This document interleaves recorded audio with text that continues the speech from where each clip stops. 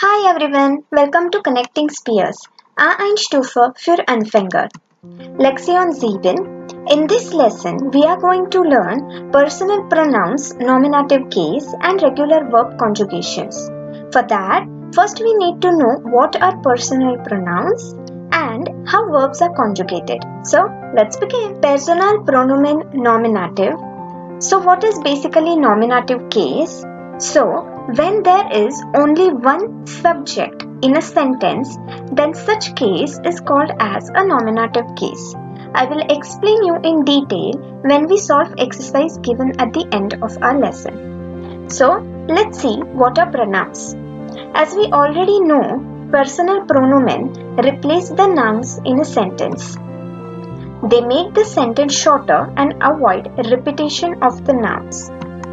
Important is that the personal pronomen should match the gender of the noun. So, first we will learn what are personal pronomen in German language. Personal pronomen nominative case. First is ich, which means I.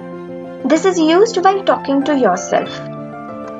Next, du, which is you, informal form of you. Well, we have already learned du and sie form in Lektion 4. If you do not remember, then you can pause the video and check our Lektion 4. This is used while talking directly to someone else. Then means he, es means it, sie means she. When we indicate these pronouns while talking about third person. Wir means we all, ihr means you all. Please note, you all means except me. For example, have you all done the German homework? Here, I myself is not included in this. Capital Z form means formal form of you. Again, we have already learned this in our earlier lesson.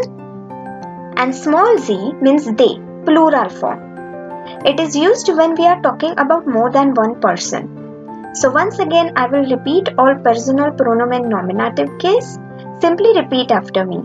Ich, du, es sie, wir, ihr, sie. Let's see what are verb conjugations. Verbkonjugationen, regelmäßige Verben. So basically, in German language, there are two types of verbs, regular verbs and irregular verbs. In this lesson, we are going to learn regelmäßige Verben means regular verbs. So let's look at the verb machen, which means to do. So let's see how to conjugate the verb machen. Now, please note that verb conjugations are really very important in German language. We conjugate the verb and put it on the position second. So, each and every verb has its own Verbstamm. Now, what do we mean by Verbstamm? So, Verbstamm in English means root of the verb or stem of the verb. So, if we remove the verb ending en, then whatever part remains is called as its Verbstamm. So, verb machen Verbstamm is mach. So here I have written the machen verb as it is in its infinitive form. Now, when I say infinitive form means the verb as it is in its original form without any conjugation.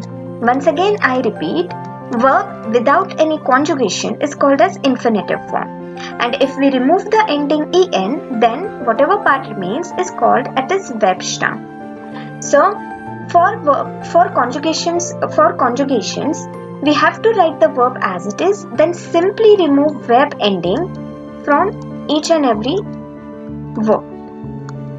Now, next step is we have to remember verb endings for each and every pronoun. Here for ich, the verb ending is e, which means ich mache.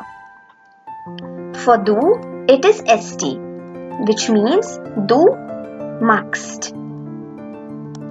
For sie, again it is t, which means sie macht. Wir, en, so wir machen. Ihr, again t, so ihr macht. And for ZZ, again it is EN, so ZZ machen. So once again I'll repeat.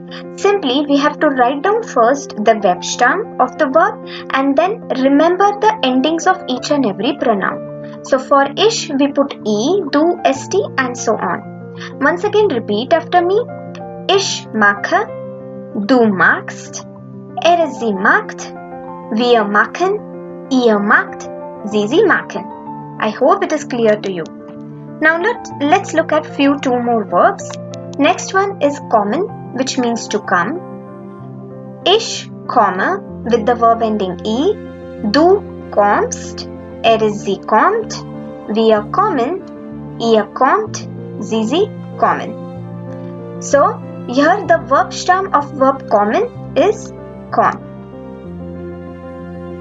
The next verb is wohnen, which means to live. So Verbstamm of wohnen is wohn. As we remove the verb ending en, the Verbstamm becomes wohn. So again simply we have to put the endings. Ich wohne, du wohnst, sie wohnt, wir wohnen, ihr wohnt, sie wohnen. Let's review all once again. Personalpronomen Nominative are ich, du, sie, wir, ihr, sie. When verb conjugations have a specific verb endings, then they are called as regelmäßige Verben. Every verb with its Verbstamm plus en are in infinitive form. Example, machen, kommen, wohnen, arbeiten, etc. When en is removed from infinitive verb, then it is known as Verbstamm, verb stem. For example, Verbstamm of machen is mach, kommen is ko. Let's look at few Beispiele, means examples. Nummer 1. Rudiger dash in Japan. So here we have to conjugate the verb wohnen. To conjugate any verb, first we need to understand what is the subject in a sentence. Now, subject is about whom or about what we are talking in a sentence. So here, Rudiger is a subject which has a pronoun er. So, the conjugation will be Rudiger wohnt in Japan. If you want, you can pause the video, go back and again look at the verb conjugations. For er, we put the verb ending t. Nummer 2. Ich dash aus Heidelberg. Conjugate the verb kommen. So, the answer is ich komme aus Heidelberg. For ich, we put the verb ending e. Nummer 3. Wir dash in Deutschland. We have to conjugate the verb wohnen. So, wir wohnen in Deutschland. For wir, the verb ending is again en. And number 4, dash Deutsch. So we have to conjugate the verb lernen. Can you guess the answer? Correct. Lernt Deutsch. So I hope this video is clear to you and you have understood how to conjugate the verbs and what are personal pronomen in nominative case. If you like this video, then please share, like and subscribe to my channel. Also, if you want to complete German level courses along with this exam preparation, then you can visit to my website or follow me on Instagram. The links of the both are given below. Dankeschön. Tschüss.